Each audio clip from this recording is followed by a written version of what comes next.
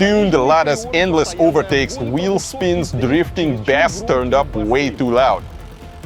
And of course, insane speeds that make your temples throb from adrenaline.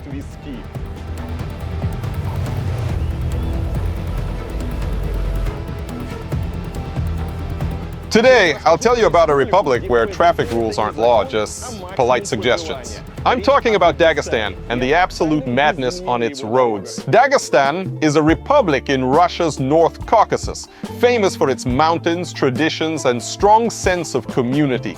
But on the roads, it has a reputation that rivals some of the world's most chaotic driving spots. Think Naples, Cairo, or Delhi. Here, speed and style often matter more than rules, and driving can look less like a commute and more like a competition.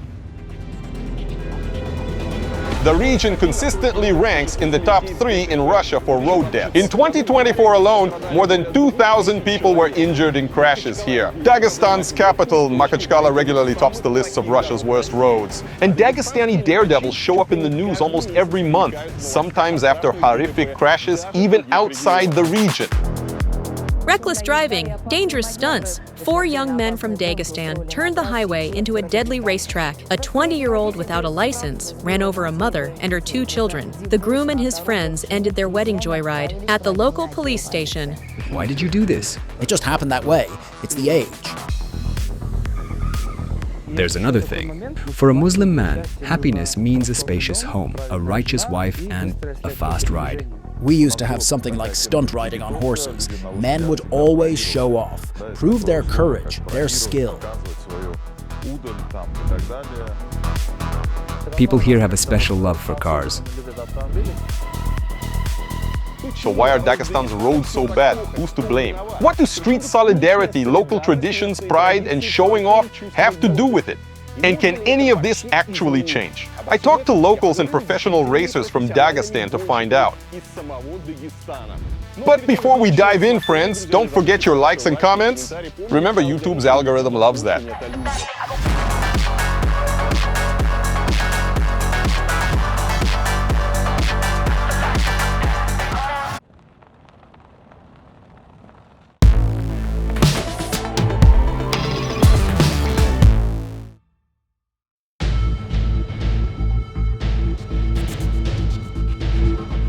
If you're watching from Dubai, Tokyo, or Seattle, you probably think of traffic rules as something sacred, or at least something you need to respect. But here, it's different. Road signs, traffic lights, pedestrians, the oncoming lane, sometimes they mean absolutely nothing. Russian news are full of stories about Dagestani drivers. Now, for example, in January 2022, inspectors tried to stop a local man in a Zhiguli. He was speeding, but instead of stopping, he thought, why not just keep going? So he did. And in the process ran over a traffic cop. The officer ended up in the hospital. The driver tried to get away, but lost control and crashed into someone's garden.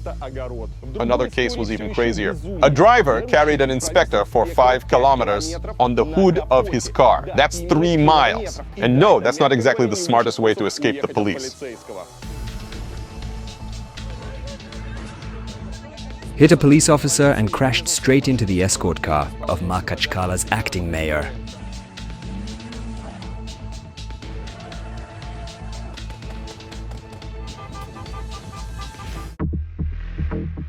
Listing all the fatal accidents in Dagestan could take forever. Crashes happen almost every week. Yet despite the scale of the tragedy, there's barely any public discussion. No high-profile court cases, no protests, no heartfelt interviews with grieving families. The reason may lie in culture. In Dagestan, personal loss is often seen as a private matter, and it's not customary to bring it out in public. Families stay away from the media not out of fear, but out of respect for the dead. More on that later.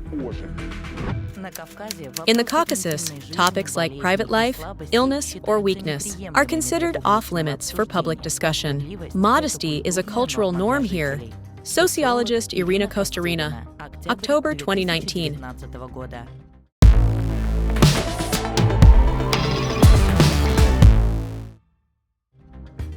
In 2024, Dagestan issued 4.3 million traffic fines, and only 3 million people live here. It's a small region, yet it ranks 12th in Russia for recorded violations, just behind Moscow, St. Petersburg, and other much larger places. Every year, more than 1,000 crashes happen here. In 2023, 348 people died. Over 2,500 were injured. And the trend isn't improving. In 2024, 314 dead and more than 2,000 injured. In May 2022, Russia's Association of Motor Insurers named Dagestan the region with the highest share of accident-prone drivers. The scariest number here is child mortality. In 2024 alone, at least 31 children were killed on the roads. That's among the highest rates in all of Russia. Honestly, the crashes on this street, most of them happen because of the road itself. It's happened to me more than once. You switch lanes and a car just slides into you. Not even at high speed, just because of the bumps. These bumps are so high, and they slope in a way that can throw you right into another vehicle. I almost ended up under a minibus once. On a motorcycle, it's even worse. I avoid that street now, to be honest. But the numbers are just the tip of the iceberg. Traffic rules here are treated more like advice for the weak. Crossing into oncoming traffic? Easy. Overtaking on a blind curve? Why not? Parking on crosswalks, driving without a seatbelt, drifting through intersections isn't unusual. A few years back when I was driving in Dagestan, I saw a near collision between a loaded Kamaz truck, a beat-up Lada with no hood, and a passenger minibus. The Lada wasn't going 150 kilometers per hour, and the minibus was even faster. I'm sure you've got stories like that too. Let me know in the comments. I'd love to read them. I've been to Dagestan many times, and sometimes I even rented a car there. I'll never forget one case. It was some years ago, maybe things have changed now. But back then, there wasn't a single big international rental company in Dagestan. Just tiny local outfits. So I end up in a garage on the outskirts of Makhachkala. A guy is renting out his cars. Mostly old Soviet models or the cheapest imports. On the wall, he had a sort of collage of driver's licenses belonging to people who had stolen his cars. What really struck me, though, was how warmly he greeted me, as if I were family. "Brother, here's your car." He didn't know me, hadn't seen my videos, just treated me well as a customer. And before I drove off, he handed me a small bottle of Dagestani cognac as a gift for the road. That was unexpected. And driving in Dagestan is something you won't see anywhere else. The style here is unbelievable. Overtaking into oncoming traffic. Overtaking the overtaker. I've seen it myself more than once. Picture it, a narrow regional road with one lane in each direction. One car overtakes into the opposite lane. Another car overtakes that car on the shoulder of the opposite lane. And meanwhile, a bus, a Kamaz truck, and maybe a passenger van are barreling straight at them. It's terrifying. Nowhere else have I felt as scared behind the wheel as in Dagestan. It's something truly unique. Of course, all these driving clips look funny online. They get likes, comments, people laugh and admire the driver's skills. But behind it all, sooner or later, these stories end in real human tragedies, in injuries and sadly often in deaths. So the next time you see one of these videos on TikTok or Instagram, remember there's nothing good behind it. And this kind of joke on the road is simply unacceptable.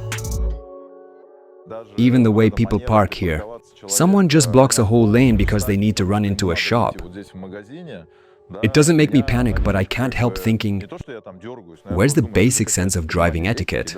Just make another loop, or at least pull over. But no, they just stop right there.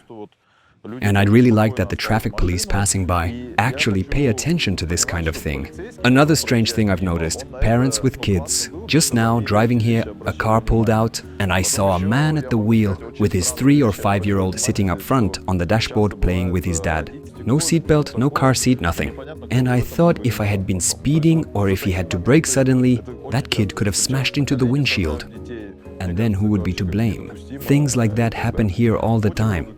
Kids sitting on their parents' laps behind the wheel. It's just unacceptable. To be fair, there are more traffic cameras now. And I'd say the reckless driving is still there, but slowly fading. I can even see that as a motorcyclist myself. Sure, reckless drivers are everywhere. But why focus on Makhachkala, Dagestan's capital? Because here, driving without rules has grown into an entire culture. It's mostly young guys, 16 to 25. Teenagers, students, often without a license. Thousands of them all in love with speed. Breaking the rules isn't shameful for them, but letting someone pass you can feel humiliating. Driving without plates is seen as cool. Overtaking into oncoming traffic, also cool. Ideally, all of it with music blasting, filmed on camera. Later, the videos rack up tens of thousands of views. For them, it's all about showing off.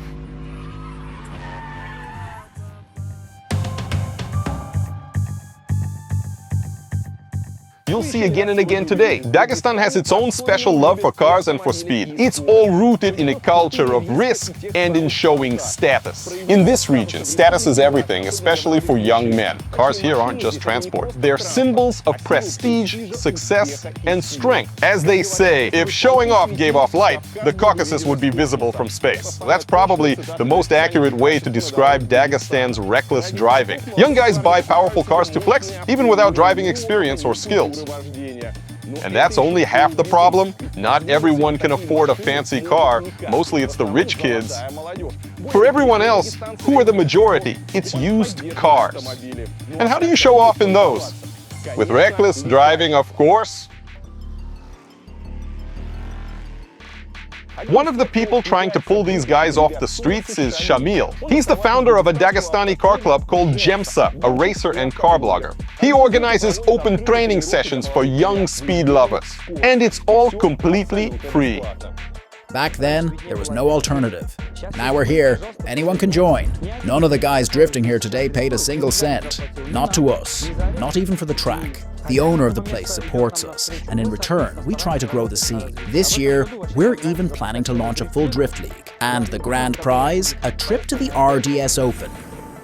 Like many in Dagestan, Shamil started driving as a kid, long before turning 18 and long before he had a license. There aren't any stats on the average age Dagestanis first get behind the wheel, but it's definitely not 18. The flood of used cars that hit the region in the 2000s and 2010s made driving accessible to almost everyone. My father taught me first. He let me start the engine. I still remember, in our garage. Back then, nobody repaired cars at dealerships. It was all in garages, so I'd always be there while they worked on our family car. My dad would let me start it, as soon as I could reach the pedals. I tried moving the car for the first time. I was 8. By 10, I could drive more or less decently. We practiced for the first time in Kutana. It was just an open field. And I have great memories of driving there with my father. I used to stack things on the seat to see over the wheel. And he showed me everything. By 14 or 15, I was already driving around the neighborhood, even delivering cakes in a car. That was my little side hustle. My father was showing me how you could earn money.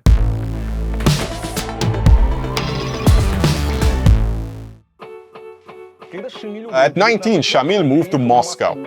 By then, he was already into tuning and racing, but had never really been part of that world. He didn't like the car events held in Dagestan. The organization was always poor. Everything changed when he saw a big car meet in Moscow. He met guys with expensive cars and started to learn the racing scene from the inside. By 2017, he was already helping a friend organize the first proper car event in Dagestan. He was still living in Moscow then, but came home often. In 2020, Shamil moved back to Dagestan and started hosting car meets. At first, there wasn't even a name. I just liked to bring people together. What really hooked me was seeing connections spark.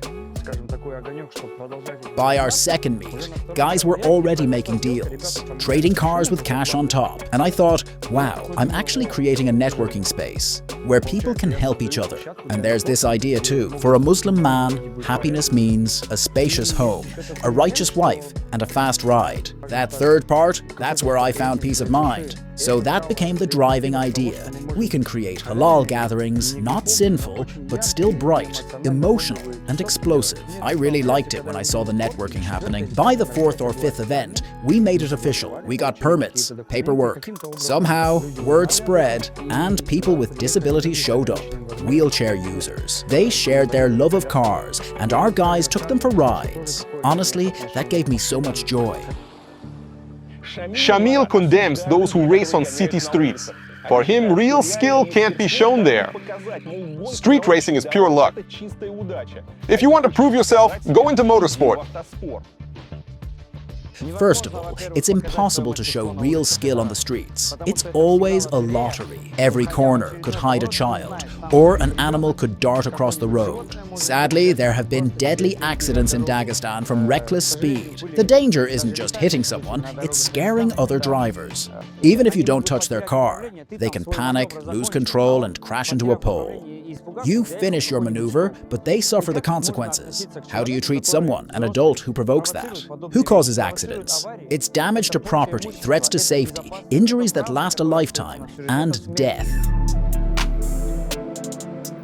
As for the grim statistics, I think many people don't realize how dangerous even the most ordinary car can be. At just 70 km/h with no braking distance, most crashes end up fatal. It also depends on the angle of the collision, and so on. So what can be done? At the very least, we need to work with the younger generation and break this cycle.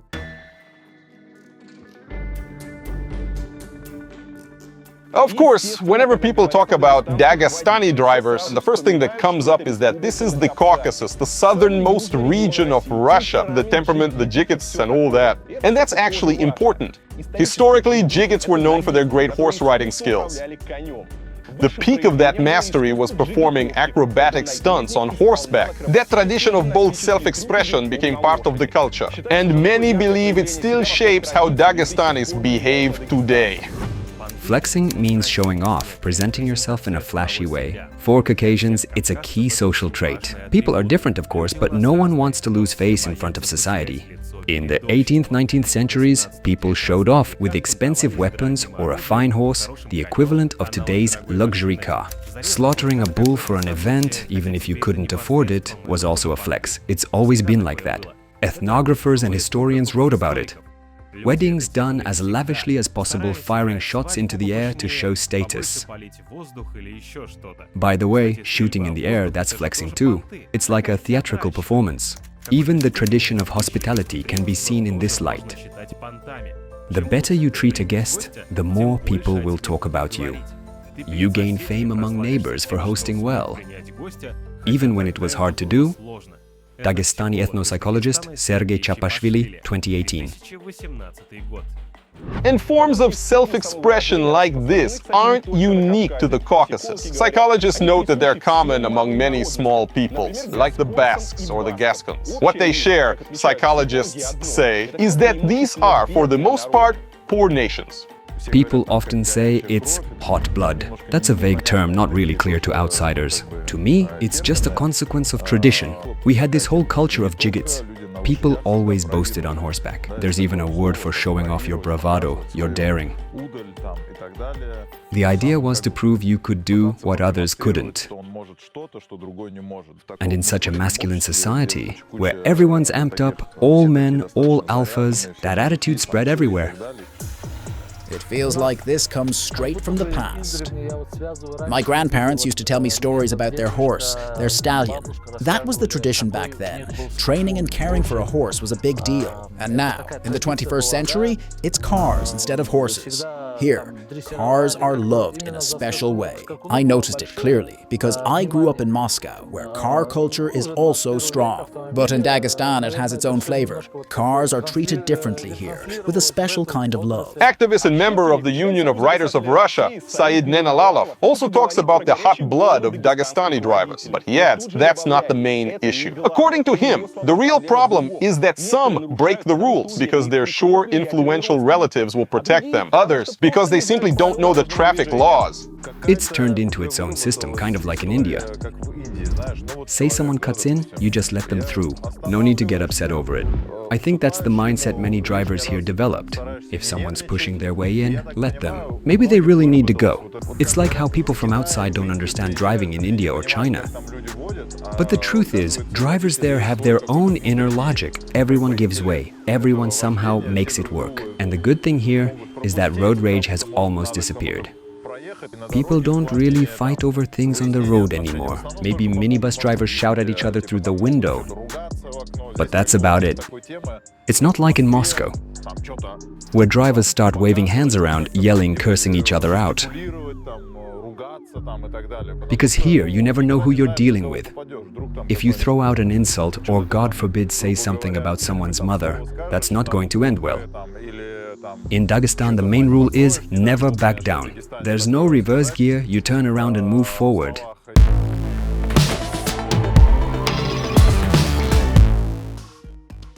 So who's to blame for all the speeding in Dagestan? There's no clear answer. Authorities point to the people, traffic police point to drivers, activists point to the authorities. But there's one thing everyone agrees on. The problem is the infrastructure. The roads in Dagestan are, to put it mildly, far from the best. Some areas don't have streetlights. The road network can't handle the official population of 3 million people. And when you add tourists, the number rises above 5 million. How bad is it? Makhachkala regularly makes the list of Russian cities with the most broken down roads. And yes, people still race their cars on those same pothole-filled streets. That said, it's fair to note the situation is slowly, very slowly, improving. Reckless driving in Dagestan has many roots. Some drivers feel protected by powerful relatives or corruption, while others simply never learned the rules in poorly run driving schools or even bought their licenses. On the road, a culture of pushing ahead makes aggressive maneuvers seem normal, and poor road conditions, from potholes to botched repairs, only add to the danger.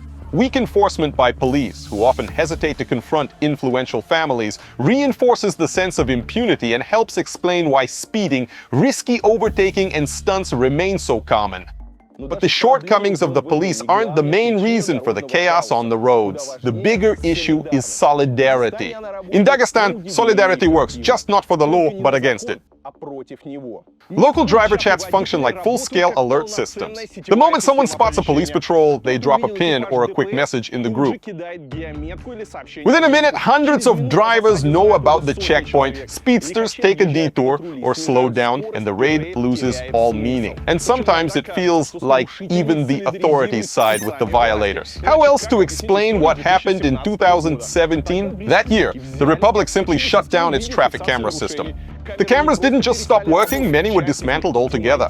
The system had been installed by a company, Maycor, which was supposed to earn $6 from each fine, but Dagestan's government stopped paying them. The fine still existed, but the contractor wasn't getting paid, so the entire system collapsed in one of the most accident-prone regions in the country. In Dagestan, they're switching off traffic cameras.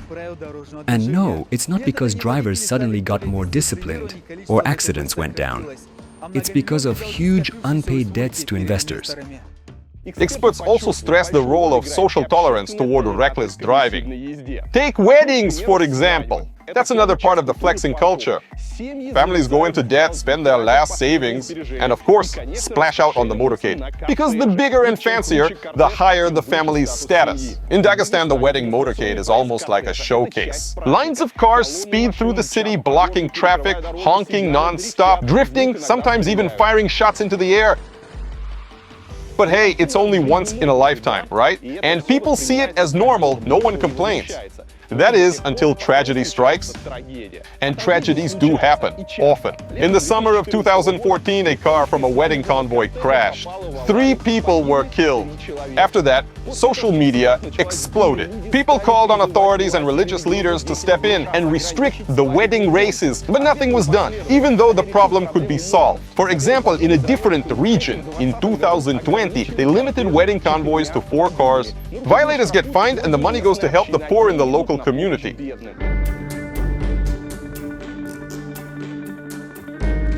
Dagestan is a special case. It was here that Russia first applied new criminal code provisions against repeat reckless drivers. But as usual, it happened in a very Dagestani way.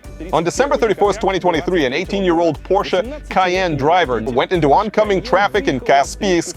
He had already been fined several times, but nothing changed. So they opened a criminal case against him. In January 2025, the court found him guilty and gave him a fine. Yes, friends, once again, a fine. This time, $2,200. To be fair, Dagestan's authorities are doing a lot to record violations. For example, more and more cameras are being installed. In 2025 alone, 200 new units went up across the republic. The police regularly run patrol raids and pay special attention to wedding convoys. But the bigger picture hasn't changed. Accidents, injuries, deaths, there are no fewer of them. What really stops a person from breaking the law isn't the size of the fine, it's the certainty of punishment. That's what I believe.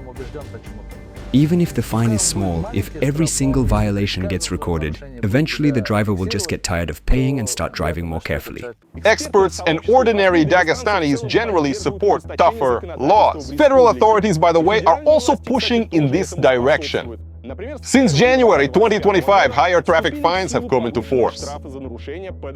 It's believed Dagestan is shifting tactics. Before, the focus was on the fines themselves. Now it's about the inevitability of punishment, even up to criminal cases, and also about prevention. Here, the real solution has to come from things like road improvements, speed bumps, clear markings, better infrastructure. But trying to teach other drivers directly, that doesn't work here. You'll just create problems for yourself. There are plenty of police around. And maybe this isn't the popular take, but I'll tell you what happened to me. I made a turn where it wasn't allowed, really was in a rush. The officer stopped me. I told him honestly, "Brother, forgive me, I was in a hurry." And he just waved me through. He understood. Sometimes an adult is rushing, forgot the new rule, remembers how the road used to be. That sense of brotherhood works here, even with the police. And honestly, I was glad. He gave me a little scolding, reminded me of the rule, and let me go. And I thought, nice, that's cool. He didn't try to get me to pay. Of course, tougher traffic laws aren't just a Dagestan story, it's a nationwide trend. In the Federation Council, for example, they're discussing lifetime driving bans for repeat offenders, including chronic speeders. There are also proposals for strict penalties against fake or hidden license plates, plus ideas for reforming how people get licenses, like a probation period for new drivers. Make a serious violation in the first 2 years, and you lose your license and have to retake the exam. That's actually how it works in Sweden. Even the smallest violation sends you back to the test. And the third direction, technology. Traffic camera systems are getting smarter. For instance, in the UK, cameras can already spot potentially drunk drivers and pass the data straight to the police. The big advantage of these systems, you can't negotiate with them. So, are these tougher measures really needed? Let's talk about it in the comments. One legal way to ease the problem is motorsport. The idea is simple. If you organize legal races, you can pull the thrill seekers off the streets and make things safer. In other regions, this approach works. So why not try it in Dagestan? We've brought hundreds of young people into professional motorsport through our federation. And once you've got a real track car, you can't even drive it on public roads. It's just not comfortable.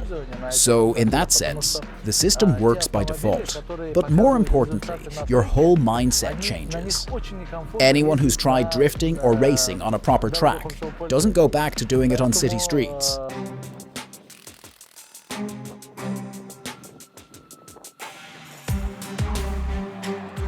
In 5 years, we want to catch up to Krasnoyarsk in the number of pro drivers, teams and workshops building drift and drag cars. Dagestan has incredible talent, raw, explosive energy. It just needs direction. Otherwise, it spills out onto the roads. I believe we have everything we need to make it happen. Activists also insist that wealthy kids shouldn't get a free pass. Every violation should lead to either a public apology or a court case, no matter the driver's status. In the end, a lot still comes down to basics. Clear road markings, well-lit traffic lights visible from a distance, good asphalt on the main roads. Urban planning has plenty of tools to make driving safer. And yes, in Makachkala people joke about it. But by now it's really not funny anymore. As we've seen, reckless driving in Dagestan isn't just about crashes, it's also about culture. The love of showing off corruption, poor infrastructure, and the lack of respect for traffic rules. Some people are fighting back with legal races. Others are teaching kids how to cross the street. Others are trying to shift public attitudes toward driving in general. But change is painfully slow. Terrible crash stories still come out of Dagestan almost every day. Will things ever truly change? Hard to say. But one thing is clear. As long as kids get behind the wheel, rules are treated like suggestions and responsibility can be dodged with a phone call. Dagestan will keep seeing races, crashes, and deaths. And that's it for today, friends. Thanks for watching. Share your thoughts in the comments. What do you think about driving culture in Dagestan?